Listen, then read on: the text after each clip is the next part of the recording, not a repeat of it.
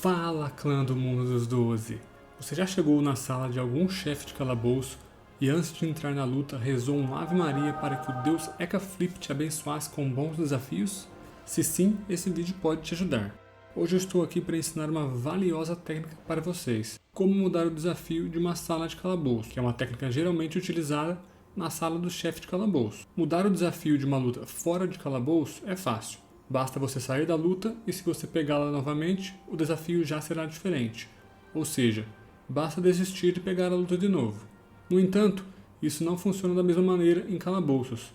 Então, quando você atinge estágios do jogo onde você precisa de um drop específico muito raro, como o modelo de poder para a saga de missões do Dofus Vubis e os haikus para as missões de Pandaria 3, você precisa de bons desafios.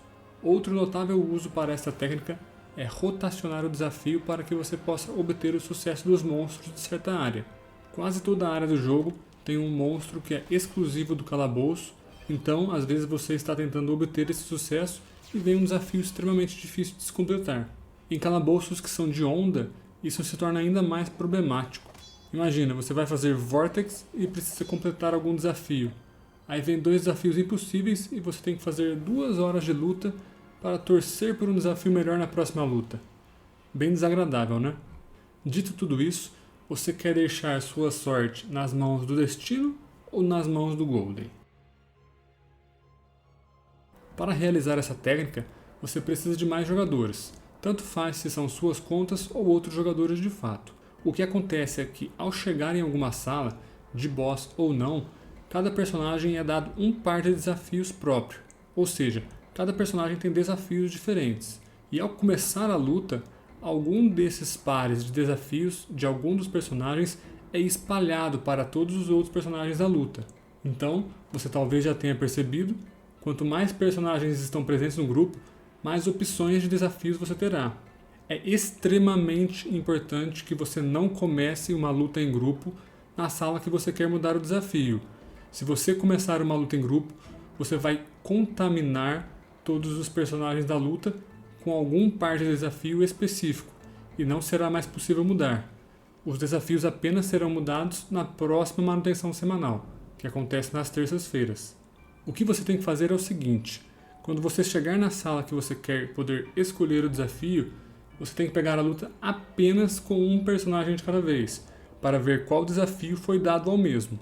Você repete esse processo para todas as pessoas que estão no grupo.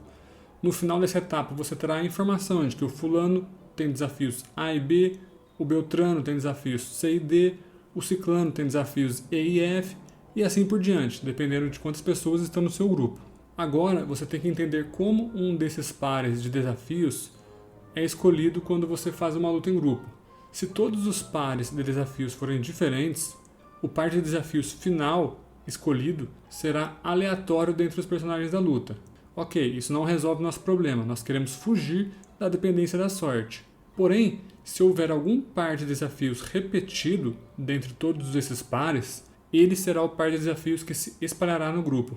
Então, o nosso objetivo é fazer com que o melhor par de desafios disponível dentre nossas opções esteja em 2 personagens diferentes no nosso grupo.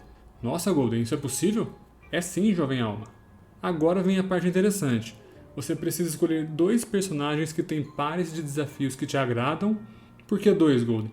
Porque você vai colocar exatamente esses 2 personagens na luta, sem que nenhum outro personagem do grupo entre na luta, e aí o jogo decidirá na sorte qual desses 2 pares de desafios dos 2 personagens será o par final.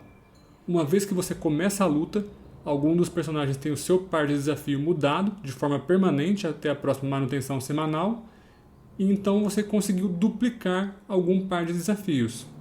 Aí você desiste da luta, volta para a sala, e agora o seu personagem fulano, que tinha o desafio A e B, contaminou o personagem Beltrano, que tinha o desafio C e D, ou vice-versa.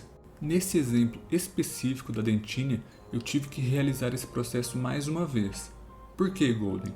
Porque, como vocês podem observar, eu já tinha um par de desafios duplicados que eu não queria, que são os pares do Kra e do Pandawa.